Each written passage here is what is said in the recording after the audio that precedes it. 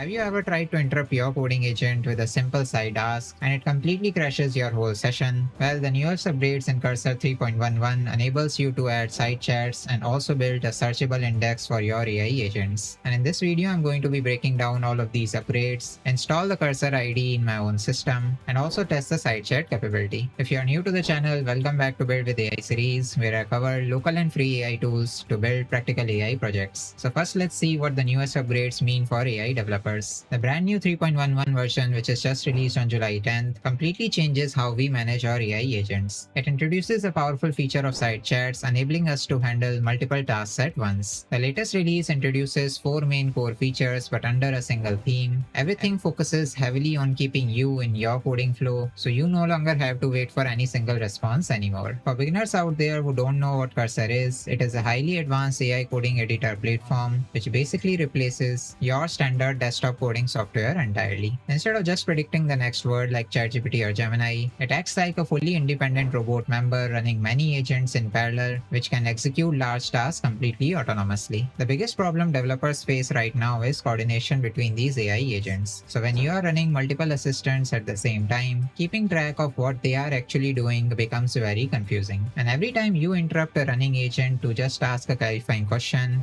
you pay a context tax because you are disrupting the AI agent's memory of the main complex task. But this tax doesn't just end here. We also pay a retrieval tax, where if we want to search any of the old conversations with the AI agents, it becomes painfully slow and also memory consuming for the agent. But this update fixes that limitation by introducing side chats, where we can explore alternative paths without breaking the build. So it creates an isolated space for all the secondary thoughts immediately. We just need to write some simple commands like /slide or /by the way, which tells the system to start a parallel lane. And each of these side chats are durable full agent conversation. They remain saved so you can revisit them later easily. And the next major upgrade solves the retrieval tax with the new conversation search feature. When you run multiple agents a day, your history panel gets cluttered really fast. And now you can simply open the agent window, hit the command K shortcut, which will open a deep query layer across your entire historical archive. It actually checks through the actual message content instead of just checking the pull request data. And Cursor actually achieves high performance by building a local search index, which easily scale up to thousands of separate conversations. And your code privacy remains completely intact as none of the data gets leaked to external servers. And they have also completely overhauled the complete interface by redesigning the project and repo pickers. They have simplified the core setup of the entire project to save you valuable time, and now you can execute advanced repository tasks without leaving the primary window of the agent. For example, now you can create a local project and connect to the GitHub, GitLab or Azure DevOps directly without leaving the picker window. And the search engine is also scoped to where you are actually working. You can toggle between your local machine, the cloud infrastructure, or a remote server, and also remove the older projects in the recents list with a single click. Now let's talk about the most critical feature, which is cloud agent hooks. For advanced autonomous engineering, they have specifically added 5 brand new hook events specifically built for cloud agents. These act as custom strip triggers which run directly inside your cloud virtual machines. The first new hook is actually called before submit prompt, which allows the developer to intercept a message right before the model processes it. So you can incorporate custom policy rules or completely block the insecure code requests. Next up, we have the agent, which is called after agent response. This captures the final generated text for logging and evaluation purposes. This is highly useful for building the custom validation loops